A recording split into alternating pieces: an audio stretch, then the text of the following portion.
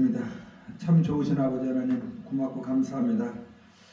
죄업물로 주었던 우리를 예수 그리스도의 보배로 피로 구속하시고 의롭다 하시며 자녀 삼아주시고 또 귀하고 충성되게 여기셔서 우리에게 귀한 직분을 허락해 주시고 사명 감당할 수 있도록 힘과 능력과 은혜 주신 걸 감사합니다. 오늘도 하나님의 말씀을 전하고 들을 때 전하는 이나 듣는 이가 함께 믿음이 되게 하시고 생명이 되게 하시고 능력 되게 하셔서 우리의 모든 삶이 하나님을 기쁘시게 하는 삶이 되게 인도해 주옵소서. 감사하고 예수 그리스도 받도록 기도드립나이다. 아멘. 오늘은 성막 세 번째 시간이죠. 첫 번째는 서론 했고 두 번째는 성막의 명칭에 대해서 했고 오늘 세 번째는 성막의 변천사에 대해서 함께 은혜를 나누고자 합니다. 자, 우리 한번 옆사람 한번 축복합니다. 하나님 앞에 아름답게 서 있는 목사님을 장로님을 축복합니다. 아멘. 또 하나님을 자랑하며 사는 목사님 장로님을 축복합니다. 할렐루야. 자, 우리 본문 봅시다. 출애굽기 26장 30절, 창세기 3장 21절 말씀입니다. 우리 함께 합독합니다. 시작. 너는 산에서 보인 식양대로 성막을 세울지니라. 창세기 3장 21절. 여호와 하나님이 아담과 그 아내를 위하여 가죽옷을 지어 입히시니라. 아멘. 이게 뭐죠? 지금 이게 그림이 이게 성막 그림이죠? 그렇죠? 성막 그림이죠? 성막은 BC 1440년 이스라엘 백성들이 출애굽한 후 하나님이 시내산에서 모세를 부르시고 3월 8일서부터 40일간 계시해 주신 예수 그리스도의 모형적 복음이죠. 에덴 동산의 가죽 다음으로 이 땅에 눈에 보이는 복음의 뿌리입니다. 자, 이거는 성막문이죠. 자, 성막의 변천사를 보면은 성막의 역사는 하나님을 만나는 자리의 변동사죠. 에덴 동산이요 가장 중요한 것은 하나님을 만나는 것이에요. 자, 왜냐하면 하나님을 만나는 그 구원이고 그것이 영생이고 그것이 확신이고 그것이 행복이기 때문입니다. 그런데 문제는 하나님과 인간 사이의 죄의 담이 가로놓여서 하나님을 만날 수가 없다는 거예요. 죄를 가지고는 있는 사람은 하나님을 만날 수 없죠. 만나면 죽게 돼요. 자, 그래서 하나님께서 모세를 통해 성막을 만들게 하셨고 거기서 하나님을 만날 수 있는 길을 열어놓으셨어요. 그러므로 성막의 변천사는 곧 계시의 완성을 향한 점진성을 보여줌과 동시에 하나님을 만나게 된 여러 가지 교훈을 해주고 있습니다. 하나님을 어떻게 만나죠? 잠언 8장 17절에는 뭐라고 말씀하시죠? 나를 사랑하는 자들이 나의 사랑을 입으면 나를 간절히 찾는 자가 나를 만날 것이니라 이렇게 말씀하고 있고요. 예레미야는 뭐라고요? 전심으로 나를 찾고 찾으면 나를 만나리라 이렇게 말씀하고 있어요. 자, 그러므로 이 역사를 살피는 가운데 우리의 영적인 상태를 다시 한번 점검할 수 있기를 바랍니다. 성막의 변천사를 보면은 성전이 필요 없는 시대가 있었죠. 이때는 무성전 시대예요. 이 무성전 시대가 어디예요? 에덴 동산에서 살 때예요. 그렇죠. 자, 우리 함께 합독합니다. 시작. 여호와 하나님이 동방의 에덴의 동산을 창설하시고 그 지으신 사람을 거기 두시고. 할렐루야. 하나님이 사람을 왜 창조하셨다고 성경은 말씀하고 있죠? 하나님이 장로님을 왜 창조하셨을까요? 첫째는 하나님의 영광을 위해서 창조하신 줄 믿습니다. 장로님이 이 땅 사는 존재도 살아야 되는 이유도 하나님의 영광을 위해서 사는 거예요. 그렇죠? 둘째는 뭐예요? 하나님의 거룩한 성 이름을 찬송하게 하시죠. 우리가 여호와로 인해 기뻐하고 즐거워 감사하면서 여호와를 자랑하는 것, 전하는 것, 이것이 여호와를 찬송하는 것인 줄 믿습니다. 하나님을 찬송하는 사람들은 인상 쓰고 원망 불평하고 하는 것이 아니라 하나님으로 인해서 기뻐하고 즐거워하고 감사하면서 사는 것이에요. 세 번째로는 하나님이 스스로 계신 분이잖아요. 근데 그분도 누군가하고 사랑을 주고받으면서 교제하기를 원하셔서 사람을 창조하셨어요. 그죠? 그리고 첫째 날 창조주 하나님이 첫째 날 빛을 창조하시고 둘째 날 공창을 창조하시고 셋째 날 뭘 창조하셨어요? 식물을 창조하셨어요. 넷째 날 해달별을 창조하시고 다섯째 날 조류를 창조하시고 여섯째 날 짐승들과 사람을 창조하시고 하나님 뭐라고 하셨어요? 보시기에 심히 좋았더라. 근데 사람을 창조하시기 이전에는 그냥 보시기에 좋았다라 했는데 보시기에 심히 좋았다는 거예요. 그만큼 사람이 하나님 보시기에는 참으로 귀한 존재라는 거예요. 그렇죠? 그런데 이 하나님이 이 사람을 통해서 첫 번째 하신 일이 뭘까요? 보니까 하나님이 첫 번째로 사람에게 복을 주셨어요. 그죠? 생육하고 번성하고 땅에 충만하고 땅을 정복하고 모든 만물을 다스리는 5대 복을 주셨어요. 하나님은 지금도 살아계셔서 우리를 불꽃 같은 능력으로 지켜보시고 또 보호하시면서 은혜 주시고 능력 주시고 복 주시기를 기뻐하셔요. 주는 자가 복이 있도다. 하나님의 성품은 자꾸 주시는 거야. 은혜도 주시고 능력도 주시고 은사도 주시고 지혜도 주시고 재물도 주시고 복을 주셔서 그 하나님 주신 복을 해서 기뻐하며 즐거워하며 감사하면서 사는 걸 하나님이 기뻐하신다고 이렇게 말씀하고 있어요. 그리고 두 번째로 하나님의 사람에게 하신 일이 뭘까요? 아담에게 돕는 배필 곧 가정을 세워주셨어요. 그렇죠? 이 가정은 하나님이 세워주신 거예요. 이 가정을 잘 이렇게 세워가는 것도 그것도 주의 일인 줄 믿습니다. 가정에서부터 그냥 복음대로 서로 사랑하면서 이해하면서 서로 불쌍히 여기면서 하나님의 나라를 세워가는 거예요. 가정이 무너지면 교회도 어려움을 당하고 국가도 어려움을 당해요. 지금 우리나라가 보니까 어떤 사람이 말하기를 한 세대가 가면은 한국의 인구의 한 3분의 1이 사라진다고 그렇게 말을 하더라고요. 애기들을 안 낳는다는 거예요. 지금 우리나라 현실을 보면은 사람보다도 뭐가 대우받죠? 개세상이 됐어. 개 호텔도 있고요, 개 픽업하는 차량도 있고요, 개 목욕탕도 있고, 개 미용실도 있고, 개 병원도 있고, 사람보다도 개가 대접받는 세상이 됐어. 애기 낳아서 키우는 것보다도 개 키우고 살아. 인구는 점점 줄어들어가고 심각한 문제가 오고 있어요. 그죠? 네, 생육하고 번성하는 것이 하나님의 뜻인데 사람들이 애 낳는 게 힘들다고 살기 힘들다고 애기를 잘 안 낳는다고 그래요. 그런데 이런 것들이 전 세계적인 추세래요. 젊은이들이 점점 없다 보니까 노동력이 상실되고 국가가 위태롭다는 거예요. 근데 걔들이 대신 뭐 일을 하거나 그럴 수는 없잖아요. 근데 사람들이 약간 이상해져 갖고 사람보다도 개를 더 귀하게 여기는 이 세상은 사람이 다니지만 그 사람 위에 있는 것이 개인 것 같아요. 우리 정신을 바짝 차려야 될 것 같아요. 자, 그 시대는 에덴 동산의 시대죠. 에덴에서 성전이 따로 필요 없어요. 아무 곳에서나 아무 때나 누구든지 하나님을 만날 수 있었어요. 그렇죠. 그 사람은 원래 하나님의 형상과 모양을 따라 지음받았고 영생하는 존재였었어요. 그래서 하나님이 그 영생을 잊어버리지 않도록 하나님이 법을 주셨죠. 무슨 법? 에덴 동산에 있는 에덴 동산 중앙에 있는 선악을 알게 하는 나무에 실과를 따먹지 말라. 먹는 날에는 정령 죽으리라. 이렇게 말씀하시대요. 근데 그 선악을 알게 하는 선악과를 따먹기 전에는 영생하는 존재라 하나님과 늘 친밀하게 교제하면서 그때는 뭐 재물도 필요 없었어요. 그냥 늘 하나님과 교제하면서 친교를 나누면서 사랑을 주고받던 그런 시대에 되는 거예요.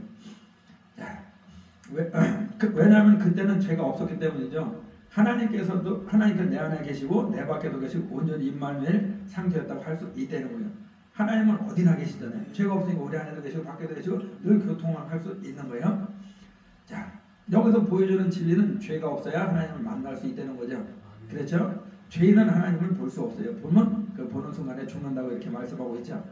자, 그 다음에는 가죽 시대가 있었죠. 여기도 무성전 시대인데 첫사람 아담이 아내 하와가 뱀의 유혹을 받아서 어떻게 해요? 선악을 알게 하는 나무 실과를 따먹고 그 남편 아담에게도 이렇게 따먹게 했을 것 같아요. 근데 아담은 하나님 앞에 말씀을 친히 받았잖아요. 선악과를 따먹는 날에는 정령 죽으리라. 근데 이미 하와가 따먹었잖아요. 그러면 하와는 영적으로 죽은 상태인데 어떻게 해요? 그럼 자기도 죽어야 되잖아. 그러니까 아담도 그냥 하와가 먹자니까 먹은 것 같아요. 무엇을 의미해요? 예수님도 우리를 위해서 기꺼이 자신의 생명을 내주셨대요. 죽을 줄 알면서 이 땅에 오셔서 우리 죄로해서 십자가 못 박여 죽기까지 우리를 사랑하시는 것을 말씀하고 있어요. 그래서 남편은 죽더라도 아내를 사랑해야 될 것을 말씀하시는 것 같아요. 그렇죠? 우리가 아내를 사랑하는 거 곧 자기를 사랑하는 것이라고 이렇게 말씀하고 있죠. 자, 여기서 보여주는 가죽옷이 되죠. 인류는 그 축복을 유지하지 못하고 범죄함을 하나님과의 평화를 깨고 말았죠. 그 타락의 원인은 뭐예요? 하나님의 말씀에 서지 못했기 때문이죠. 자, 그 결과 뱀의 미혹에 넘어가 범죄하고 저주받게 되어 에덴 동산에서 추방당하게 됐죠. 그러나 여호와 하나님께서는 이들을 구원하시기 구원하시고 만나시기 위해서 가죽 옷을 지어 입히셨다는 거예요. 자, 가죽 옷의 의미가 뭐예요? 자, 봅시다. 창세기 3장 21절. 여호와 하나님이 아담과 그 아내를 위하여 가죽 옷을 지어 입히시니라. 누구를 위해요? 아담과 그 아내를 위해서 가죽 옷을 지어 입히셨다 그러죠. 예수님이 이 땅에 오신 것도 우리를 위해서 이 땅에 오신 거죠. 자, 여기 가죽 옷은 무엇을 뜻해요? 우리를 위해 희생제물이 되신 구주 예수님을 의미해요. 자, 그러므로 구원은 물론이고 하나님과 영적인 교제가 지속되기 위해서는 예수님으로 옷 입어야 된다고 말씀하고 있어요. 갈라디아 3장 27절에 누구든지 그리스도와 합하여 세례를 받은 자는 그리스도로 옷 입었느니라 이렇게 말씀하고 있어요. 우리는 그리스도로 옷 입고 우리가 예수님과 더불어 연합해서 세례받은 사람이잖아요. 거듭난 사람이에요. 그리고 그리스도로 옷 입은 줄 믿습니다. 자, 그 다음에 이제 돌단 시대가 있었죠. 족장 시대. 창세기 28장 18절에 보면 야곱이 아침에 일찍 일어나 베개에 있던 돌을 가져 기둥으로 세우고 그 위에 기름을 붓고, 그러니까 무성전 시대에서 이 살던 그 아담과 하와가 이제 세상으로 쫓겨났잖아요. 그래서 하나님을 만날 수 있는 길은 제단을 쌓고 예배, 제사를 드리는 것을 통해서 하나님을 만났다는 거예요. 자, 에덴에서 나온 아담 자손들은 돌단을 쌓고 양을 잡아 제사하며 하나님을 만났어요. 이 제사가 지금으로는 예배죠. 예배를 통해서 하나님을 만나야 돼요. 주일날이고 수요일날이고 금요일날이고 예배 때 말씀을 통해서 우리가 살아계신 하나님을 만나야 돼요. 설교를 잘 듣는 것도 중요해요. 근데 인격적으로 경험적으로 살아계신 그 하나님, 영이신 하나님의 말씀을 통해서 내가 만나지 않으면 절대 변화는 안 일어나요. 그리고 성경 말씀을 많이 읽고 들어서 듣고 배우면은 그것이 하나의 지식이 되잖아요. 지식이 되면은 내 마음에 하려고 하지 못하고 말씀의 지식만 있으면 어떻게 해요? 바리새인들처럼 그 말씀의 지식 가지고 다른 사람들을 판단하고 정죄하고 심판하고 자기 스스로 하나님의 위치에서 그렇게 재판장이 되겠어요. 근데 말씀을 통해 하나님을 만나면 차고 자기는 낮아지고 깨어지고 부서지고 죽어져서 오직 내 안에 그리스도께서 사시는 삶으로 변화되는 줄 믿습니다. 그래서 예배 때 꼭 만나야 돼요. 많은 사람들이 예배를 드리면서도 하나님을 못 만나. 말씀을 들으면서도 못 만나요. 그러니까 오래 세워 다니다 보니까 이제 장로도 되고 목사도 되고 권사도 되고 이렇게 했는데 그 사람이 이 가치관이나 생활 습관이나 삶의 방식이나 어떤 소망은 하나도 변화되는 것 없이 예전에 유괴 사람, 세상 사람하고 똑같아요. 그리고는 나중에 이제 심지어 어떤 사람들은 이 하나님의 말씀이 안 믿어져서 하나님이 살아계신 것이 안 믿어져서 나 교회 못 다니겠다고 떠나는 사람도 있더라니까요. 그리고 예수 믿으면서 이 말씀 가지고 얼마나 칼질을 하는지 사람들을 죽이는데 하다가 결국은 엄청난 고난을 당한 사람들도 보게 돼요. 우리가 하나님을 인격적으로 만나야 될 줄 믿습니다. 만남을 통해서 내 속에 하나님의 말씀 비치시에요. 그 비치신 말씀이 내 속에 구석구석에 어둠이 드러나야 돼. 그래야 어둠이 다 나가야 돼. 우리 마음속에는, 우리 속에는 어둠이 얼마나 있을까요? 어떤 사람은 교만이 하늘을 닫고, 어떤 사람은 음란, 어떤 사람은 그 욕심, 어떤 사람들은 시기질투, 이런 것들이 우리 안에 가득해요. 근데 은혜를 받으면 받을수록 그것이 드러나면서 하나님 앞에 납작 엎드려 하나님 앞에 납작 엎드려 은혜를 구하고, 그리고 죄가 드러나는 만큼 자기가 나는 죄인으로서이다 고백이 나와요. 죄인이 누구를 판단해? 죄인이 누구를 함부로 정죄해? 못하는데 우리가 여전히 그런 것들이 있음에도 불구하고 다른 나라보다 뭘 낮게 여기지 못하고 내가 낫다고 생각하니까 바리새인처럼 나는 저 세례와 같지 않다고, 그러면서 나는 저 세례와처럼 하지 않고 나는 주일 예배도 드리고 또 11조도 하고 감사도 하고 전도도 하고 이런다 그러면서 오히려 죄를 짓는 거 우리 만나야 될 줄 믿습니다. 자, 성막의 변전사를 보면은 여기서 돌단을 쌓는 데는 오늘날로 치면 오늘날 치면 무엇일까요? 우리 성도들의 예배 생활이죠. 제단을 쌓는다는 거 예배 생활을 말하죠. 자, 이 제단을 잘 쌓아야 하나님을 만나요. 즉 기도의 제단, 예배의 제단, 찬송의 제단, 감사의 제단, 전도의 제단, 봉사의 제단들을 잘 쌓을 때 그 제단 가운데 우리 주님을 직접 만나고 경험하고 체험하게 될 줄 믿습니다. 우리 주님은 또 찬송 중에 거하시잖아요. 찬송 부를 적에 이 하나님의 영이 쫙 임하면 어떻게 해요?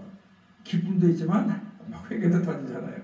기도 중에도 어떻게 해요? 하나님의 성령이 나를 붙잡고 기도하면 기도를 하게 하시는 대로 하면은 그 기도는 반드시 이루어지고 속히 이루어지는 것을 보게 돼요.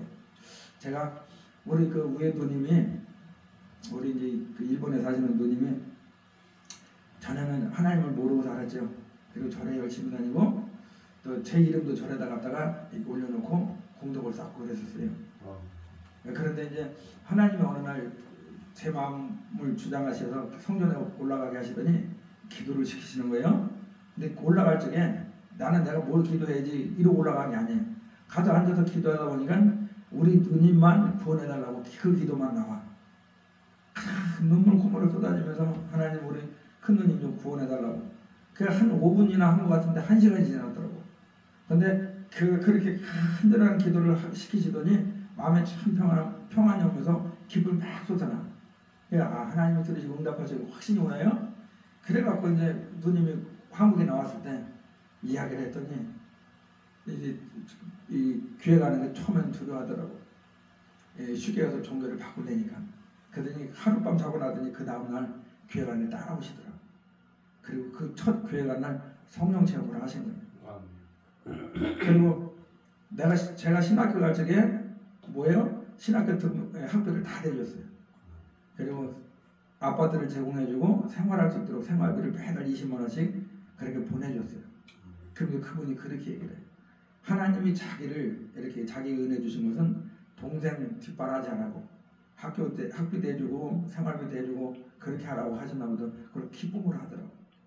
그리고 언젠가 전화 와가지고 동생 목사님 너무 고맙다는 거야.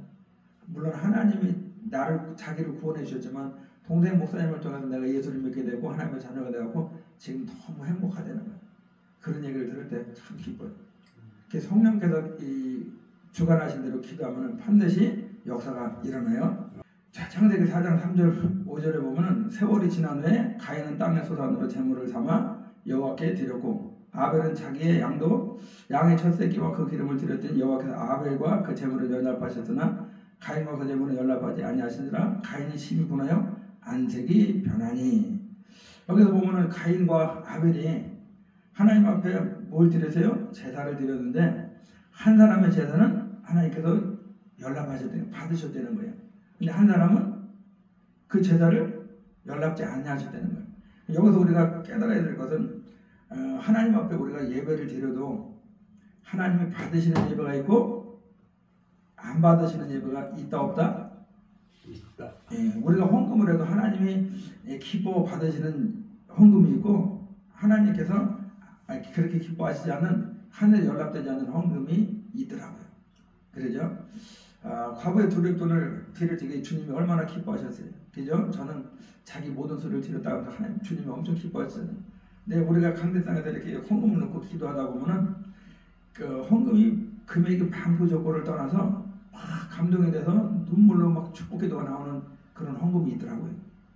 근데 금액이 많은데도 별 감동이 없어요. 그래서 꼭 내가 하나님 받으셨다 안 받으셨다 이렇게 말할 수는 없지만 그 본인이 느낄 적에 이 제물은 그렇게 하나님이 기뻐하시진 않는구나 이런 생각이 들 때가 있어요. 그래서 작은 금액을 드리더라도 마음과 뜻과 힘과 정성을 다해서 감사하는 마음으로 자원하는 마음으로 즐거운 마음으로 믿음으로 드릴 때 그 헌금을 하나님이 기뻐 받으시는 줄 믿습니다. 우리가 아무리 예배를 많이 드려도 하나님 받지 않으시는 예배를 드리면 그 예배를 드리면서도 말씀을 드리면서도 아무 은혜가 안 와. 그냥 생각은 딴 데가 있고 그냥 귀는 말씀을 듣고 있는 거야. 감동도 없어요. 깨달음도 없어요. 마음이 와닿지도 않아. 그리고 그냥 예배 드렸다고 가는 거예요. 근데 하나님이 기쁘게 받으신 예배를 드리다 보면 말씀이 막 뿔가슴을 달고 막 찔림이 되고 그리고 믿어지고 깨달아지고 막 나갈 때 소망이 생기고 심지어는 막 회개가 터지는 그런 역사가 일어나는 것을 보게 돼요.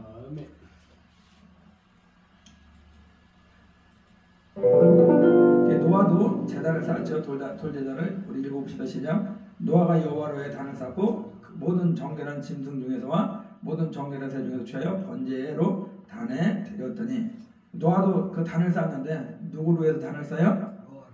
여호와를 위해서. 우리가 예배도 하나님을 위해서 예배를 드리는 줄 믿습니다. 자, 아브라함도 누구를 위해서 단을 쌓아요? 이 아브라함도 여호와를 위하여 그곳에 위해서 단을 쌓고 그러죠. 예배는 우리를 위해서 예배드리는 것이 하나님을 위해서 예배드리는 것을 의미하고 있죠. 자, 야곱의 제단도 야곱도 제단을 쌓아요.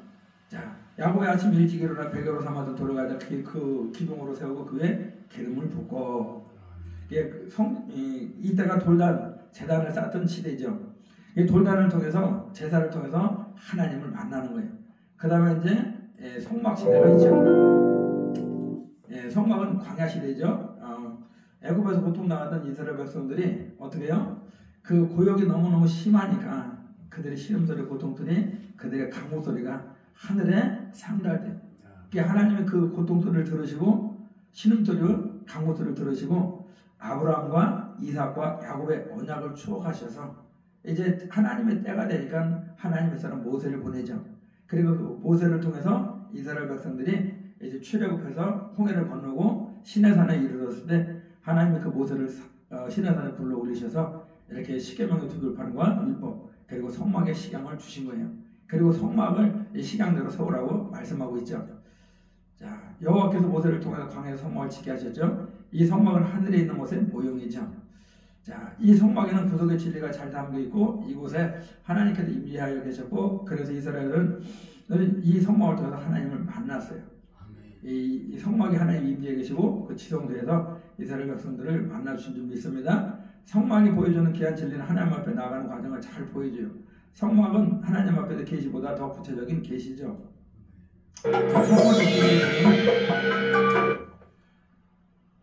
이게 성막이죠. 동쪽에 문이 있어요. 그리고 이제 그 안쪽으로 보면 성소 지성소가 있죠. 성소 지성소가 있죠. 그리고 성소 앞에 이 물두멍이 있고요. 그 다음에 이제 바로 문을 열고 번제단이 있어요. 그리고 이제 그 길이를 보면은 1규빗을 50cm로 했을 때 50m가 돼요. 100규빗이니까. 또 넓이를 보면 광이라고 그러죠. 1규빗을 50cm로 했을 때 25m가 돼요. 그 성막문은 10m가 돼요. 그러니까 큰 문이 되는 거죠. 자, 즉 하나님께로 나아가려면 어떻게 해요? 성막의 울타리의 하나뿐인 문에서 예수님을 나의 유일하신 주님으로 믿고, 그렇죠? 성막은 나는 양의 문이라고 하는 문을, 그렇죠? 그 문을 통해서 이 하나님 만나러 가는 거죠. 또 번제단 나의 절에서 죽으신 예수님의 공로를 믿고 또 물두멍에서 내 죄를 깨끗이 씻어줘요. 이것을 회개라고 그러죠. 자, 성소에서 하나님을 경외하는 신앙 자세가 확립되어야 하죠. 또한 회장이 갈라지듯 나의 옛살을 완전히 내려올 때 하나님과의 완전한 교통이 주어지게 돼요. 내가 완전히 죽어지면은 이제는 내가 사는 것이 아니라 내 안에 그리스도께서 온전히 하나님과 교통하면서 살게 되는 거죠. 근데 이런 단계가 되면은 생각만 해도 그것이 그대로 이루어져요. 말만 해도 이루어져요. 그죠? 왜냐하면 내 안에 모든 것을 하나님이 주관하시기 때문에 하나님이 하시는 거기 때문에 그 하나님의 뜻대로 이루어지는 것을 보게 돼요. 우리 첫사랑 때 우리는 여전히 더럽고 추한 죄인임에도 불구하고 하나님의 강력한 은혜가 임해서 성령 충만하잖아요. 그리고 교회 가는 게 기쁘고 즐겁고 성도들하고 교제하는 게 기쁘고 즐겁고 그냥 주님 앞에 나가는 게 기쁘고 즐거울 때가 있었잖아요. 그때는 뭐 생각만 해도 하나님이 그냥 이루어주시는 것을 보게 돼요. 다 힘쓰고 해서 기도하지 않아도 구하지 않아도 생각만 해도 생각하는 것이나 품는 것 그 이상으로 하나님이 넘치게 주시는 것을 보게 돼요. 근데 그런 그 상태가 꾸준히 지속되면 얼마나 좋겠어요. 근데 하나님은 그런 과정을 거쳐서 우리를 옛사람의 기질 성품들을 자아들을 깨뜨리시려고 고난의 불구덩이에 넣으셔요. 그리고 거기서 자기의 본 모습이 다 드러나는 거예요. 첫사람 때는 나는 선한 사람인 줄 알아. 그리고 깨끗한 사람인 줄 알아. 근데 고난의 구덩이에 집어넣고 보니까 세상에 악인 중에 내가 제일 악인이고 더러운 것 중에 내가 제일 더러운 사람이야. 그래서 사도 바울은 그걸 깨닫고 뭐라 그래요? 내가 죄인 중에 괴수라는 고백이 그래서 나오는 거예요. 그래서 하나님의 은혜가 자꾸 임하면 임할수록 내가 죄인이구나. 나는 천범하면 죽어야 마땅한 그런 존재였구나. 그럼에도 불구하고 하나님의 은혜가 하나님의 사랑이 하나님의 긍휼이 나를 구원해 주셨구나. 하나님 앞에 점점 낮아지게 되는 줄 믿습니다. 자, 봅시다. 자, 이 과정을 잘 준비할 때 하나님과 만나면 더 가까워지죠. 앞으로 성막용으로 더하겠지만 성막을 통해서 온전히 하나님을 만나시기 바랍니다. 그 다음에 이제 장막 시대가 있었죠. 예루살렘 장막. 자, 제상 15장 1, 2절 봅시다. 다윗이 다윗성에 자기를 위하여 궁궐을 세우고 또 하나님의 궤를 위하여 초도를 예배하고 위하여 장막을 치고 가로되 내 사람들 외에는 하나님의 궤를 맬 수 없나니 이는 여호와께서 저희를 택하사 하나님의 궤를 메고 영원히 저를 섬기게 하셨습니다. 다윗성에서 어떻게 해요? 궁궐을 세우죠. 그런데 하나님의 궤는 어디 있어요? 장막 안에 있는 거야. 그래서 이제 성전을 건축할 계획도 세우죠. 이때는 장막 시대죠. 자, 하나님의 집 장막의 모든 일을 맡았더라. 또 왕상 3장 2절에 전을 아직 건축하지 아니하서 백성들이 산당에서 제사하며 이 성막을 보관할 수 있는 장막을 쳐놓고 그 장막이 있는 곳에 가서 어떻게 해요? 제사를 드리는데 솔로몬은 어디 가서 제사 드렸죠? 기브온 산당에 가서. 그렇죠. 그러다가 이제 나중에 다윗이 깨닫고 건축을 하려고 그러죠. 자, 그 다음에 성전 시대가 있죠. 솔로몬 성전, 스룹바벨 성전, 헤롯 성전이 있어요. 자, 다윗은 왕이 되는 백성국 궁에 거하면서 하나님의 법궤가 장막에 있음을 송구스럽게 생각하고 성전 건축을 결심했지만 하나님이 허락지 아니하셨어요. 내 손에 피를 많이 붙였다면서. 그리고 그 대를 이어서 솔로몬을 통해서 건축하게 하시죠. 그런데 이 솔로몬 성전 건축은 이 설계도를 누가 받았어요? 솔로몬이 받았어요? 다윗이 받았어요? 다윗이 받은 거예요. 그리고 모든 재료를 다윗이 다 준비해 놓은 거예요. 성전 건축에 필요한 모든 이 재물들을 다윗이 다 준비해 놓은 거예요. 그리고 솔로몬을 통해서 건축한 거예요. 그래서 다윗 성전이라고 안 하고 솔로몬 성전이라고 그러죠. 자, 다윗은 성전 건축을 준비했고 그 아들 솔로몬을 통해서 성전이 건축되었어요. 한 7년 정도 걸렸죠. 그리고 이 솔로몬 성전은 이 왕궁은 14년인가 그렇게 걸려서 건축한 것을 보게 돼요. 자, 성전 시대는 솔로몬 성전, 스룹바벨 성전, 헤롯 시대의 성전을 의미해요. 자, 솔로몬 성전은 어떻게 해요? 586년도 그 바벨론에 의해서 완전히 파괴되죠. 그리고 바벨론으로 포로로 끌려갔다가 이제 이스라엘 백성들이 귀환해서 536년도부터 져갖고 520년에 이 스룹바벨 성전이 재건이 돼요.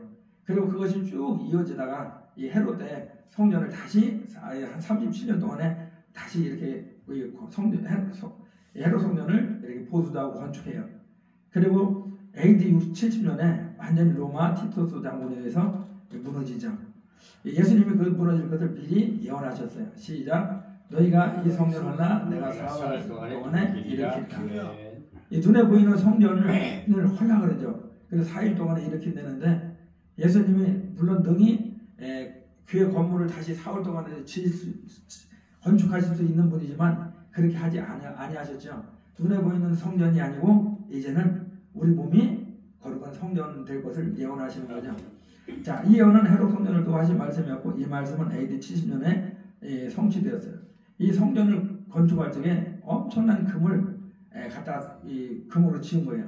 그래갖고 이게 금으로 지었다는 걸 알고 로마 그 티투 장군이 성전을 다 몰죠. 그래갖고 그 벽돌 같은 데 금 있는 걸 다 걷어가요. 완전히 해파된 거예요.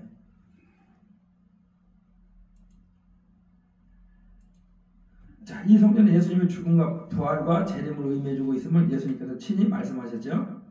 자, 여기 보이는 것은 우리가 흔히 그냥 교회라고도 하고 성전이라고도 하죠. 근데 실질적으로는 예배당이에요. 예배당. 자, 마태복음 16장 19절에 또 내게 이르니 너는 베드로라 내가 이 반석 위에 교회를 세우니 은배곤 내가 이기지 못하리라. 마태복음 20장 2절에 너희가 이 모든 것을 보지 못하니 내가 진정 너희에게 이르니 돌 하나 남기지 않고 다 무너지리라. 그러니까 성전이 이렇게 돌 하나 남기고 다 무너지니까 이 말씀대로 그대로 성취된 것을 보게 돼요. 자, 예수님께서 예루살렘 성전의 파괴를 예언하신 말씀이죠. 그 예언대로 AD 70년에 로마의 티토스 장군에 의해 성전은 완전히 파괴되었죠. 돌 하나 남기지 않고.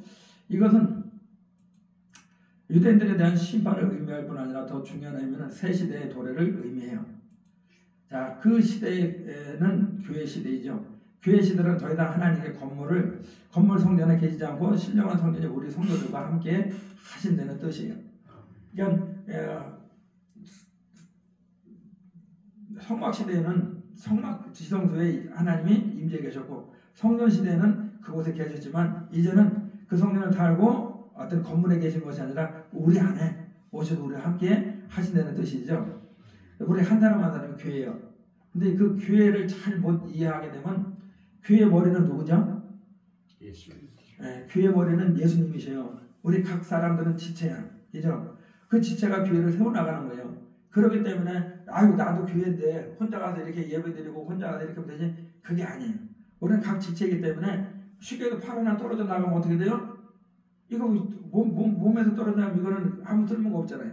그래서 우리는 지체이기 때문에 주님은 머리라고 그 모이는 공동체가 교회라는 것을 우리가 잘 인식하고 있어야 돼요. 아멘. 나 홀로 그냥 집에서 예배드리고 나 홀로 뭐 이게 아니라고. 자, 교회는 주님이 주인이시며 몸이며 머리시며 진리의 터위에 세워진 하나님의 집이죠.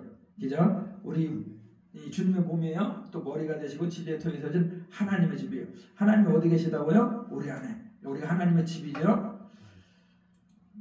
또 교회는 성도의 몸이기도 하죠. 그리고 교회는 성령의 전이기도 해요. 고린도 6장 9절에 너희가 성령이 거하시는 거룩한 하나님의 성전인 것을 알지 못하냐 이렇게 말씀하죠. 근데 이제 그걸 모를 때는 담배도 먹고 술도 먹고 안에 더럽히잖아요. 뭔가 세상 걸 취하면서. 근데 우리가 하나님이 거하신 성전이기 때문에 세상 것들 자꾸 끊어가는 거예요. 그렇죠? 자, 교회와 성도와 주님과 하나님과 성령님은 하나이죠. 자, 우리 봅시다. 시작. 몸이 하나이요 성령이 하나이니 이와 같이 너희가 부르심의 한 소망을 안에서 부르심을 입었느니라. 주도 하나이요 믿음도 하나이요 세례도 하나이요 하나님도 하나이시니 곧 만유의 아버지라 만유에 계시고 만유를 통솔하시고 만유 가운데 계시는도다. 우리는 다 한 지체로 하나라는 거예요. 야, 세마포 시대가 있죠. 이제 교회 시대가 끝나면 이제 세마포 시대에서 천상의 시대가 도래해요. 그렇죠? 너무너무 아름답지 않아요? 그림으로만 봐도 아름답죠. 안 그래요? 아, 천국에는 뭐가 없다 그랬죠? 어둠이 없고 슬픔이 없고 고통이 없고 애통하는 거 없고 가는 것이 없대요. 여기는 가난도 없대요. 그리고 판단하고 정죄하는 거 시기 질투하는 것도 없고 오직 기쁨과 즐거움과 행복만이 넘치는 곳이라고 이렇게 말씀하고 있어요. 그리고 여기는 어둠이 없고 항상 주님의 하나님의 영광을 비추기 때문에 환하되는 거예요. 근데 지옥은 어떨까요? 거기는 부도교도 타죽지 않고 영원히 고통당한다 그러죠. 네, 우리는 반드시 천국에 들어가야 될 줄 믿습니다. 그런데 마태복음에 이렇게 말씀하고 있어요. 주여 주여 하는 자마다 다 천국에 들어갈 것이 아니오. 내 아버지 뜻대로 행하는 자라야 들어가리라 이렇게 말씀하셔요. 진짜 무섭잖아요. 그죠? 우리는 흔히 예수 믿으면 구원 받고 천국 간다 그러잖아요. 그러다 보니까 그냥 죄 짓고 세상만 짝하면서 방탕하게 사는 그런 신앙들이 많아요. 안 그런가요? 그런 신앙들이 진짜 많아요. 여전히 장로가 돼갖고도 술 먹고 이렇게 뭐 할 거 못할 거 다 하고, 심지어 이번에 그 TV 보니까 어느 그 기독교 단체인데 그 이단 소리도 듣지만 목사들이 룸다롱 가서 색식도 뭐 이런 그런 거 막 보도가 되더라고. 근데도 그들도 성경 가지고 가르쳐요. 근데 진짜 두렵고 떨리고 우리가 천국을 소망하면서 옛사람의 기질 성품들을 끊어내면서 이렇게 우리가 해나갈 때 천국에도 들어가게 될 줄 믿습니다. 이건 제 말이 아니라 성경에 기록된 말씀이에요. 자, 내 아버지 집에 거할 곳이 많다. 그랬지만 너에게 일렀으나 내가 너를 이 초설 예배로 가니 가서 너희를 위하여 초설 예배면 내가 다시 너희를 내게 영접해 나 있는 곳에 너희도 있게 하리라. 주님이 먼저 가셨잖아요. 근데 다시 오신다는 거. 초설을 다 준비해 놓으시고 우리가 살 집을 준비해 놓고 다시 오신다고 말씀하세요. 자, 세마포 시대는 천국의 삶을 의미하죠. 자, 주님이 예배한 집에서 사는 삶을 말하죠. 자, 이 집은 천상에 있는 성도들의 집을 의미합니다. 우리가 이 땅을 보면서 천국을 이렇게 좀 상상해 볼 수 있잖아요. 땅의 모든 것들은 하늘의 것을 모형이라고 그러죠. 보이는 세계는 보이지 않는 세계 모형이라고 그러잖아요. 그럼 이 지구상에 보면은 아주 부유하게 사는 사람들이 있죠. 집도 아주 우리들하게 부모같이 쳐놓고 아주 아름답게 해놓고 깨끗하게 해놓고 사는 사람들도 있고, 또는 뭐 아파트 어떤 단독주택, 어떤 데는 판자집, 어떤 데는 노숙자도 있죠. 노집 없이 노숙자 아들도 있잖아요. 그럼 천국에는 이것이 모형이고 실제가 천국이라면 거기서도 그럴 것 같다는 생각이 들어요, 안 들어요? 들어요. 분명히 성경에는 그렇게 말씀하셔요. 너희가 행한 대로 갚아주리라. 그리고 너희가 받을 상이 있다고 그러죠. 그럼 하늘나라에서도 상을 주신다는 거예요, 안 주신다는 거예요? 그러니까 상이 있는데 주일날 그냥 마지못해 나와서 예배드리고 헌금 드리기가 아까워서 그냥 99개 주문이 1,000원짜리 이렇게 갖고 그냥 이렇게 통에다 이렇게 넣는 사람하고 주일, 금요일, 수요일 그냥 새벽 사모해서 주님을 찾고 구하고 마음 전심을 다 사는 사람하고 또 열심히 주일하는 사람하고 아는 사람하고 똑같은 대우가 주어진다면 그게 공의는 아니잖아요. 그죠? 그래서 우리가 맡은 직분 또 하나님의 자녀로서 축도 충성하라고 이렇게 사도 바울이 권면한 것처럼 그렇게 할 적에 저 영원한 날에서도 해와 별같이 빛나는 그런 존귀한 존재가 된다는 것을 우리가 한 번쯤은 생각해 볼 필요가 있을 것 같아요. 이 땅에서도 마찬가지로 맨날 놀고 먹고 그냥 허름망탕하게 사는 사람들은 그 사는 게 너무 초라하잖아. 근데 열심히 사는 사람들은 어떻게 해요? 물론 운도 따라주지만 잘 해먹고 살잖아요. 먹을 것도 좋고 잘 먹고. 근데 천국도 그와 같을 거라고 성경에 그렇게 비유로 말씀해 놓고 계셔요. 자, 성경은 에덴동산의 양의 가죽옷으로 시작해서 예수님의 피 묻은 세마포스로 끝나는 책이죠. 자, 기독교의 구원의 역사는 피 묻은 양의 가죽옷에서 시작해서 예수님의 피 묻은 세마포스를 입고 영원히 천국의 삶으로 영생하는 축복을 약속하고 있죠.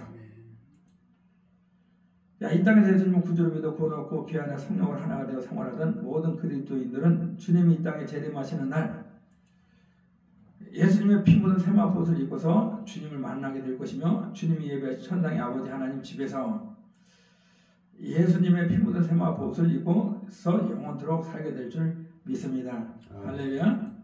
자, 여기 지금 천상에 신랑 되시는 주님, 여기는 누굴까요? 네. 여기는 예수님, 여기는 나가 돼. 우리는 주님의 신부잖아요. 그죠? 이 자리는 뺏기면 안 돼. 여기를 뭐 옥민석 목사님 자리다? 그러면 아니요, 옥민석 목사님 자리 되지만 내 자리하고 우리가 사모하고 또 침노하는, 천국은 침노하는 자의 것이라고 했잖아요. 가만히 있으면 되는 거 있어요, 없어요? 없어요. 주님도 찾고 구하고 찾아야 돼. 욥기서에 보면 그러죠. 내가 만일 부지런히 여호와를 구하고 전능하신 이에게 빌고 또 정직하고 청결하면 내 의로운 집으로 너를 돌아봐 형통하게 하리라. 내 시작은 미약하였으나 내 나중은 심히 참되라.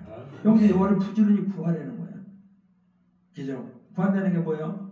살다 보니까 또 하나님의 은혜로 자녀가 되었어도 부족한 거 많잖아요. 하나님 말씀대로 살아야 되는데 육성이 강해갖고 말씀대로 못 살아. 말씀대로 살 수 있는 은혜를 구해야 되잖아요. 능력을 구해야 되잖아요. 그죠? 그리고 봉사할 수 있는 마음, 그런 게 있어야 되는데 믿음이 있어야지. 그리고 주를 위해서 해야 되는데 다 내가 했어 다 의만 드러내지 하나님의 의를 안 드러내잖아요. 그러니까 은혜를 자꾸 구하는 거예요. 그리고 마음이 자꾸 할례를 받아서 깨끗해져야 되고 하나님의 성품은 정직이잖아요. 그 정직한 성품이 만들어질 적에 시작은 미약해도 나중에 창대하게 된다고 이렇게 말씀하시고 그럼 이 땅에서뿐만 아니라 영원한 날에서 반드시 그렇게 될 줄 믿습니다. 자, 성막의 변화를 보면은 첫째, 성전이 필요 없는 부성전 시대가 있었죠. 그 다음에 가죽옷 시대가 있었죠. 돌단 시대가 있었어요. 그리고 이제 장막 시대가 있었죠.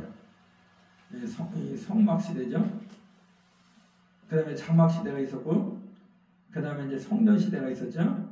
그 다음에 이제 교회 시대가 있죠. 그리고 이제 마지막으로 세마포 시대가 있습니다. 아멘. 우리가 이 땅에 하나님의 은혜로 구원 받았으니까 하나님의 은혜로 하나님의 뜻대로 하나님의 힘으로 잘 이렇게 성전을 건축하고 이런 보이는 성전이 아니라 내 안에 주님이 거하신 아름다운 성전을 건축하고 저 영원한 나라에서 해와 같이 별같이 빛나는 우리 모두가 되었으면 합니다. 아멘. 할렐루야. 기도하겠습니다. 좋으신 아버지 고맙습니다. 감사합니다. 우리가 오직 하나님의 은혜로 구원받았고 하나님의 은혜로 하나님의 형상을 찾아갑니다. 아버지 하나님, 우리가 하나님의 거룩한 이 성전을 온전히 이룰 수 있도록 도와주시고 이 땅에 하나님의 주신 은혜로 말미암아 하나님의 기뻐하시는 삶을 살다가 천국의 해와같이 별같이 빛나는 우리 모두가 될 수 있도록 은총 베풀어 주옵소서. 감사하고 예수 그리스도 받들어 기도 올려옵나이다. 아멘.